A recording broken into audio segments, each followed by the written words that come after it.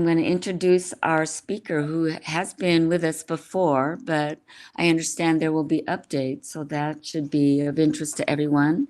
And if you missed the first wonderful presentation by Nicole, you'll have a nice review.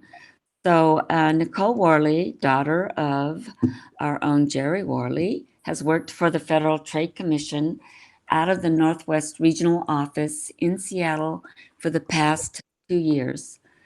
She is a 2007 graduate of Bainbridge High School and spent some of her quarantine work from home time with her parents, who still live here on the island, as we know. She is now back in her Queen Anne apartment and joining us today to discuss tips from the FTC on coronavirus-related scams. So, Nicole, thank you and welcome. Thank you so much. So the only other thing is that I will have to ask you to advance my slides since I'm not on the actual webinar part, but I'll read the headline, the title of it, so you'll know when to move. So the first slide says Coronavirus Scams, Tips from the Federal Trade Commission. As mentioned, my name is Nicole Worley and I work for the Federal Trade Commission. That acronym is FTC. Just wanted to start and say that any opinions expressed are my own and do not necessarily reflect the views of the commissioners.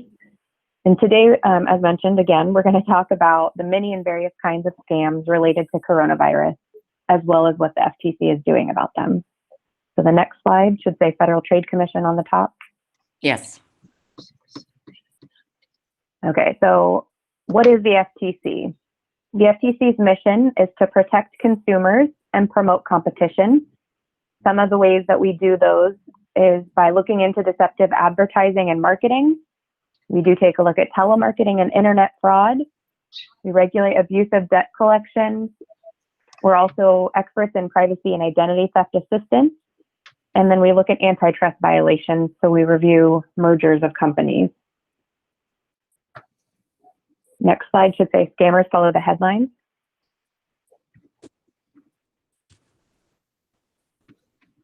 It's on. Okay, so as I mentioned, consumer protection is a main mission of the Federal Trade Commission, and that's why I'm here to present to you guys today. One thing we know from all health emergencies and even natural disasters is that scammers follow the headlines. As things change and headlines change, you can expect to see scammers targeting people to reflect those new headlines too. And by sharing what you're seeing in your community, by letting the FTC know, you can help everyone else spot these scams. So on this slide, it says you can report scams to stcgov/complaint. And if that web address is too long to remember, it's very easy to get to that from our main webpage. So on the next slide, that is a screenshot of our website, which is just stc.gov. And right there on the main page, on the right-hand side under Take Action, says File a Consumer Complaint, and that'll take you right into the complaint process. So we've made it pretty easy for folks to complain to us so we know what's going on, we know what the community is seeing. Nicole, may I interrupt for a minute? Absolutely, yeah. A question. I'm going to go back to the last slide. And when it says scammers follow the headlines, could you give us an example of that? You mean just Sure. that it's all about COVID now, or? Correct, absolutely. So that's what I'm going to spend the majority of my time talking about today. But even if like hurricane season is ramping up, so if they see that there's some charities are established to let people donate money to hurricane relief or something along those lines, scammers will also set up fake charities. So the thing is that they also listen to the news just like everyone else, and they try to take advantage of situations. And so what I'm talking about today is mainly related to scammers taking advantage of the coronavirus pandemic and the fear that people may have around the unknowns of that issue. Right. And also since then we've had the racial riot, the racial protesting, and so that too can probably be taken advantage, imagine. Is that right? Yeah, and when I talk later, there's charity scams is also another thing that the Federal Trade Commission talks about, and there's resources and ways where you can check charities and you can make sure that they are legitimate. So you know that your money is going to the cause that you actually do want to donate to. And we'll talk about that a little bit later. Thank you. I'm going to move you to, which slide did you want now? It should be keep calm and avoid coronavirus scams. Yep, got it. Okay, so this right here is an infographic that the FTC put out to kind of simplify the 5 things that you can do to avoid a coronavirus scam. We're going to go into each of those individually. So if it's a little tiny on your screen, I apologize, but we'll move into each single one and we'll talk more about it. So the next slide is that first thing. So treatments and cures is what it should say. It's on. So first thing to be aware of is fake treatment and cures. I'm sure many of you have heard about these miracle cures, vaccine offers, home test kits. There's lots of scams going around just due to the uncertainty. And a lot of times these scammers will also target people that are on Medicare. The takeaway tip is you should ignore online and telephone offers for vaccines, tests, or cures. If you see ads with prevention, treatment, or cure claims for coronavirus, stop. Scammers are scamming you. They're selling you or promoting bogus products to prevent, treat, or cure the coronavirus. I know that in the last several months, we have made some headway and the CDC has released more guidelines, but these miracle cure treatments don't exist at this time. So if there's a medical breakthrough, you're not going to hear about it for the first time by someone calling you up and giving you a sales pitch or an ad popping up somewhere. That's not the first place. And that's not the only place you would hear about it if this was a real legitimate thing. So ignore those things that come to you like that. And especially if you're on Medicare, you might get calls or emails or see ads that claim to give you special access to things. That's not how Medicare works. So that's, again, a scammer trying to take advantage. Medicare will never call you to offer you special access or put you in line.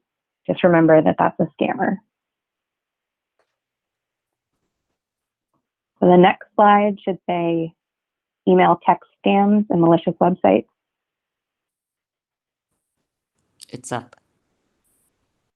As usual, scammers are sending emails and texts that are trying to get your personal information, your money, or even load malware onto your computer. This right here on the screen is an example of a fake World Health Organization email that would have put malware on this person's computer. So we've seen scammers have bought up a lot of domain names. So those are website names that might include the word coronavirus. It might even be misspellings in some of that information. So if you visit one of these fake sites that is incorrect, you could also potentially have your computer get affected by some sort of malware virus. So the tip is, don't click on links from sources you don't know. Go to the sources you do know. Go to the WHO website, go to the CDC, go to Kitsap County Public Health, go to Washington State Department of Health, the websites that you know are legitimate entities, so you can avoid potentially getting a virus or compromising your information. Can I ask why we wouldn't know the World Health Organization? Why you wouldn't know it's them? Well, By looking at this email? But I'm looking at the example that you have here on the screen. Why wouldn't we open that one? So some of the things you can see is, I think there's a misspelling in there. There's like safety coronavirus awareness too. If you hover over the World Health Organization, it might show you that there is a different web address that it's coming from. And then if you read further down underneath the thing that says safety measures, there's a typo. It says like cough, sneeze, shortness of breath. So look for some typos. The point is that they are trying to make them look legitimate. So it is a little difficult to tell, but these are some of the ways that you can tell. And if you get this email, you're not quite sure, you can not open the email, close the email, and then you go find the information yourself. So you go look on the internet for the World Health Organization's website and see if that information is the same. A good question. So then the next slide is about robocalls. So it says robocalls on the top. Yes. So scammers have been quick to get into the coronavirus business, as we've been figuring out. Fake cures, prevention solutions, test kits, crazy things that they're talking about. The FTC has sent warning letters to companies and as well as filed suit against some VoIP. VoIP stands for Voice over Internet Protocol providers.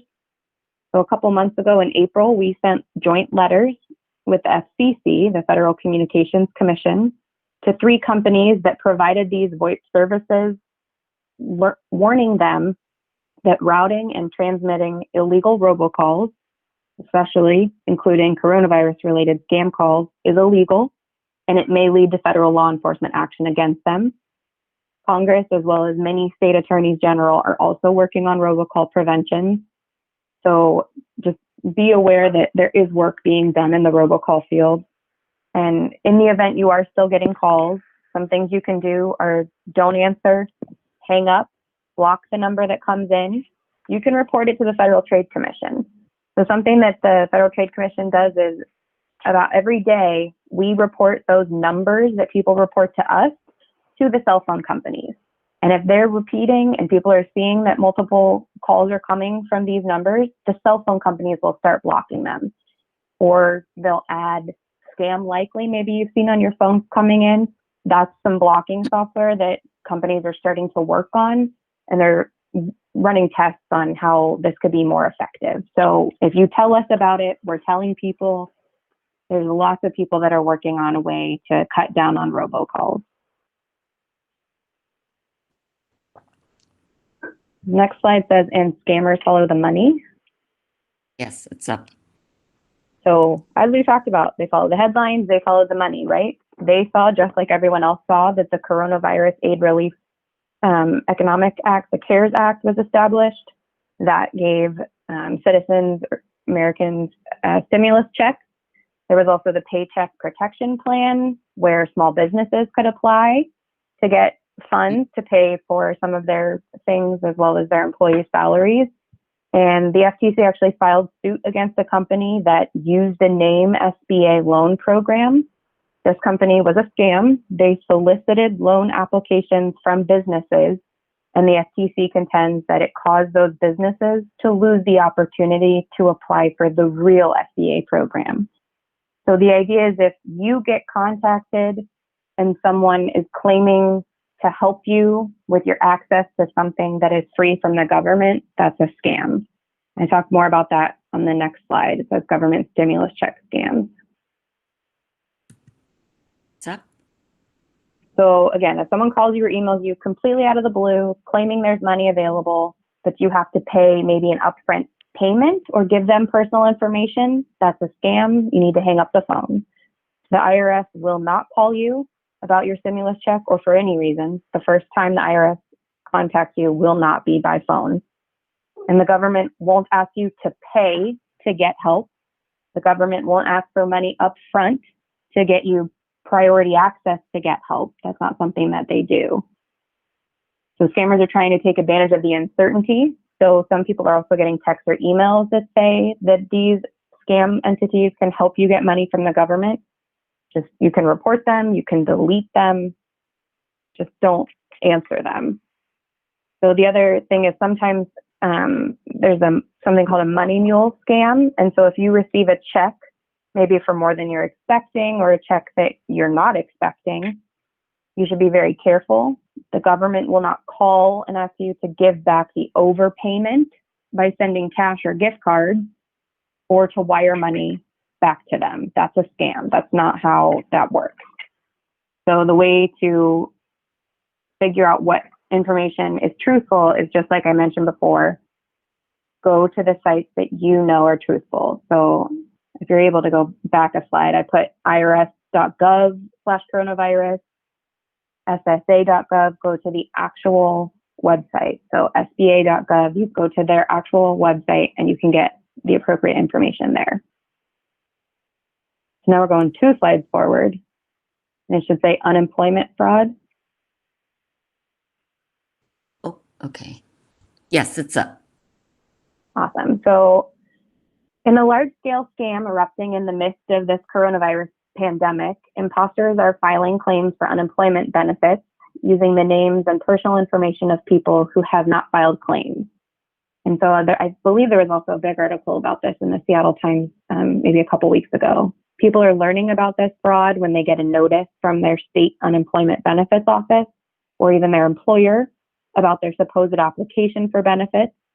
If this happens to you, it does unfortunately mean that someone is misusing your information, potentially even your social security number and your date of birth. So what you can do is you can act fast. On the screen talks about some steps that you can do to protect yourself and your finances as well as your credit. We have received a lot of reports relating to unemployment fraud scams in the state of Washington. Unfortunately, Washington has the highest number of reported unemployment benefit fraud right now. The Attorney General's office is very aware of it. They're working through it. The unemployment agencies have actually been able to recapture some of that money. So the state is aware of it. FTC was aware of it, and there are ways that people can go about fixing some of the problems that may have happened. And in this one, step 3, it says identitytheft.gov. That's where you can go to get information you need to figure out how to reclaim some of the information that may have been lost. So the next slide talks about fake charities, which we briefly discussed a little bit ago. Yes, it's up. So thank you. So charity scammers follow the headlines as well, clearly. So like I mentioned, if there's a natural disaster or health crisis, we can expect to see fake charities come up. So do your homework when it comes to donations. If you go to ftc.gov/charity, which is listed here on the bottom, that will help you research legitimate charities. You can also find out how much percentage actually goes to the cause, what the overhead is, whether they're registered with the Secretary of State. Those are all the things that these charities need to do to be considered legitimate. And if someone calls you or wants you to donate in cash or by gift card or by wiring money, don't do it. These are signs of scam.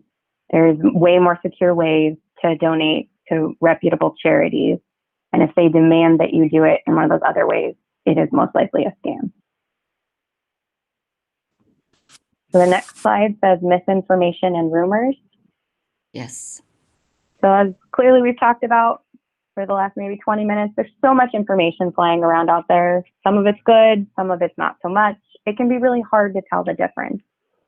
So to try to sort it all out, you can think critically about the message you're seeing. So you should ask yourself these 3 questions before you act or even pass on the information that you receive. So the first question is, who is this message from? Do you know this person? Do you trust them? Are you sure it's actually them? Because we talked about maybe fake email addresses or fake phone numbers. The second question you can ask is, what do they want me to do? Do they want me to buy something or take some sort of action? Does that make sense to what they're asking and who they are? And the third question is, what is the evidence behind this message? Do some fact checking on your own, like we mentioned, from good sources. Go to websites that you know are legitimate. Even if you potentially trust the sender, does that evidence that they're saying really support what they're saying? So just do your homework, and you don't have to act fast. Some of these scams put like a time limit on, you must do this immediately. And if something like that happens, you can almost guarantee that that's a scam. The government is not going to need an answer in the next 5 minutes to a question. So that is almost always a scam. So on the bottom of this, it has some websites that are good to check. ftc.gov/coronavirus. That clearly talks about the FTC's response. USA.gov/coronavirus talks about all of the federal agencies and what the federal agencies are doing to respond to coronavirus. And then coronavirus.gov has that shared information from the CDC and the federal level to report out to people some of that information. As I mentioned earlier, also Washington State Department of Health and Kitsap County Public Health for you guys are really good resources. The next slide should say recent FTC law enforcement actions. Yes. So here are some recent headlines showing some of our law enforcement actions. These warning letters remind recipients that because no study is currently known to exist that substantiates their COVID-19 representations, they must immediately cease making all such claims. If you hear about something where a tea suddenly cures you from coronavirus, or copper suddenly makes it impossible for you to get coronavirus. There aren't any studies that back up those claims. And that's what the FTC is all about. These are unsubstantiated claims that you cannot make, and you cannot tell people that because it is deceptive. So the other thing what we do when we send these warning letters is that we expect to hear from them in a certain amount of time and to describe the action that they're taking to address these concerns that we have brought up. The FTC and even the FDA will then watch to make sure that these claims are removed. We'll check their social media accounts, online marketplaces, and a huge source of some of this information are the complaints we talked about that people can complain to our complaint tracker with the Federal Trade Commission. That's how we find out a lot about some of these entities that are making these deceptive claims. So actually just yesterday, June 4th, you can see on one of those, FTC sent warning letters to 35 more marketers. This is now the 6th set of warning letters that we've sent as part of this ongoing effort. And in all, the Commission has sent similar letters to more than 160 companies during this coronavirus pandemic. Wow. So Wow. as I mentioned, your reports matter. We're able to see these because you tell them about it. So please report to ftc.gov/complaint, or just go to our main webpage and click on the file a consumer complaint. That's how we find out that these things are a problem.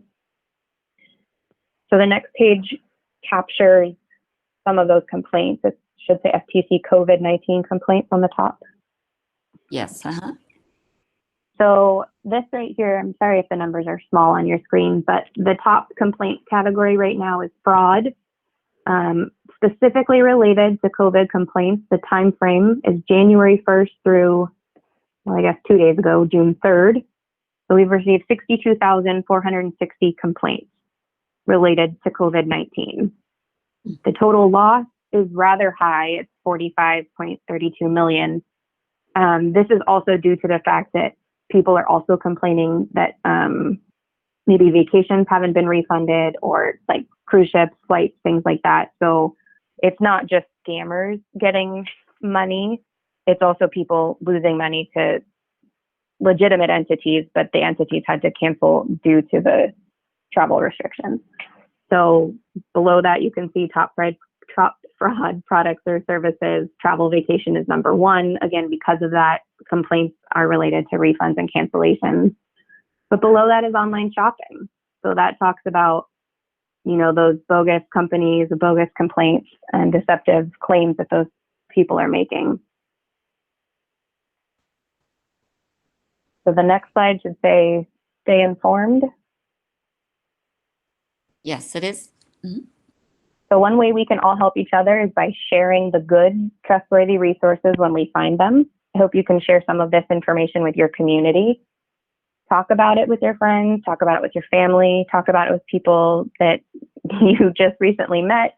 Just talk about it a lot. Let them know that these scams exist and they're out there and we really need to be careful. So you can keep up to date with some of these latest scams. You can sign up for the FTC Consumer Alert, which you can do that by visiting that top website there, ftc.gov/subscribe. You would get emails if we're suddenly seeing an uptick in reports on a certain item. I guess a couple weeks ago, there was a big uptick in maybe puppy scams.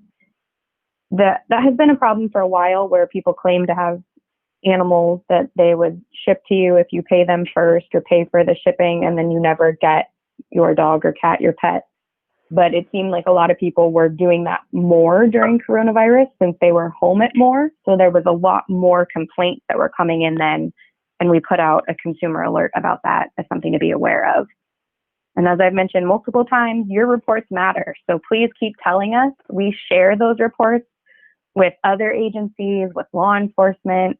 The Better Business Bureau takes up some of our reports and feeds it into our system as well. So there's a lot of places that we can get this information and people see all of this information.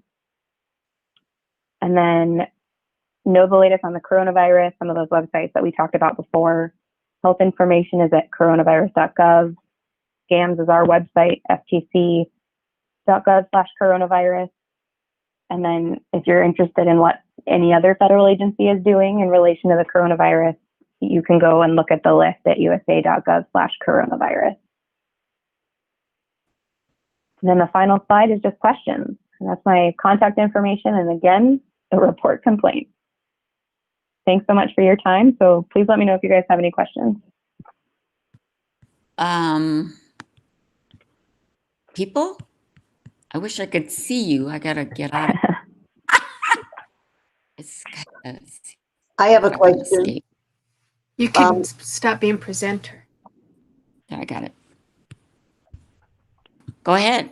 Okay, IC3, you don't have a link on your website to that. I'm sorry. And so, what was it? The FBI's IC3.gov, where you report internet fraud complaints. It's my favorite because I get a lot of them. Okay. Gotcha. So there's probably a way to get to that too if you just go to the FBI's main website. Well, I know you can get there. I was just saying, you've got all these great resources on your website. It would be great Gotcha. if there was a link to go to the IC3. Well, I'll let someone know and see if there is a place where it is. So Okay, because I'm not seeing it right now. So okay. Thank Alrighty. you for that information. Question about the FTC and their responsibilities. I'm sorry, I'm so ignorant. Our No, government that's okay. offices, but a couple of questions. Do you capture demographics on those being targets of scam? Yes, as if someone reports it. So they have to share that information for us to be able to capture that information. But another presentation that I have given to you guys outside of this coronavirus time is that there's a particular push for older adults to get some of this information because they're not necessarily reporting higher numbers, but they're reporting higher losses. So the funds that people are losing in the 70 plus age category are much, much higher. So we do capture some of the demographics and we can see maybe which scams are targeting older adults maybe more than others. So like online shopping is actually reported very heavily in the 20 to 45 age range, whereas computer scams and like IRS, Social Security scams, those reports are very high in the 70 plus. Wow. Okay, and then, I think I read somewhere that Seattle was scammed, or maybe Washington State was scammed out of like 600 million. So what role does the FTC have in any of the scams in terms of law enforcement? Because it sounds like you're a gathering agency for information, but are there any other Yeah, so when it comes to something that's like state specific like that, that's something that the Attorney General for our state would work on. But the reason that we were also able to be aware of that is because people actually did report that to the Federal Trade Commission. And then we worked with the Attorney General and the unemployment fraud or the unemployment benefits people to kind of bring to light that we were getting a lot of complaints about this. That is not something that the FTC would take legal action on. And law enforcement, I guess, is a strong term. What that is for the Federal Trade Commission is their attorneys. So we would sue these companies or sue these people and take legal action. We don't have any actual law enforcement employees, but the attorneys are the majority of our employees, and that would be taking legal action, taking them to court.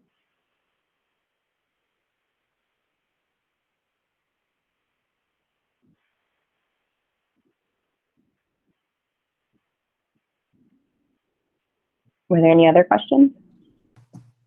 You mentioned, I think you mentioned that the people that applied through the phony things, then they were banned from applying for the real things, even when they found out later, or what, something to that effect. Could you repeat So that? I think what I said was about the Small Business Association, where maybe a scam company contacted them and said, hey, if you give us a fee, then we'll get your paperwork in order and we'll apply for you.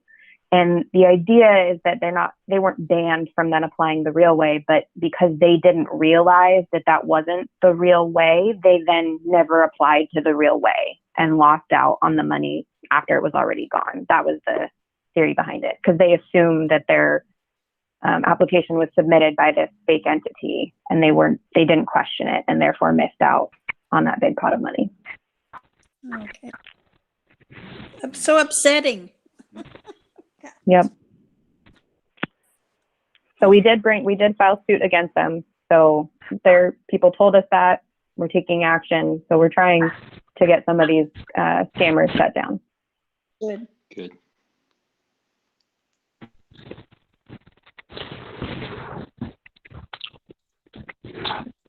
With regards Any? to technology problems, this is Richard Herzog. Can you hear me? Yep, I can hear you. Did you have a question? Yes. In the past, caller ID used to be some tool that I was able to use effectively to identify scammers also. Over the last year, I've noticed that phone numbers are pirated and people are using incorrect phone numbers, canceled phone numbers, all kinds of things. Is the FTC doing something about that technology? Yeah. So a couple slides back, I have something about that that I can definitely explain more. There's something called Voice over Internet Protocol. It's called VoIP. And unfortunately, that definitely has helped legitimate companies, but with that, it has made it such that scammers can make phone calls using this and assign not the correct phone number, and then it's not necessarily tracked. So there is legislation in Congress, and FTC is working on this as well, where they're holding the cell phone companies or even the VoIP companies accountable to make sure that each end of that call matches. So if the call says it's originating here, but it's actually originating somewhere else, then that's almost a guarantee that that's a scam, and they would then block that call. So things like that are happening. It is a little difficult to track, unfortunately, because some of this happens maybe in a call center in a foreign country, and the federal government of the United States does not have jurisdiction over that. So what we do have is the ability to potentially see if same numbers are coming up or same IP addresses are coming up, and then we can start blocking it from that level. And maybe you might get some caller ID on your phone that might say scam likely. That's another way that cell phone companies are working to try to help combat this issue. Thank you for that explanation. Mm-hmm.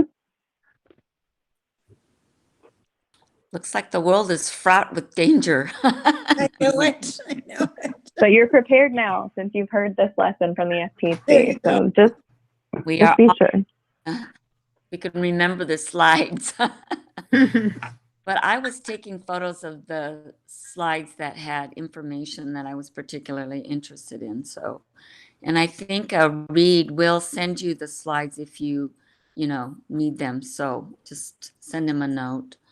Yeah, and if you do go to our website, ftc.gov/coronavirus, or even just ftc.gov, it says coronavirus on there. You can click on it. We have lots of pictures. I've pulled most of this directly from our website. So if there's screenshots or pictures, you have the ability to access that.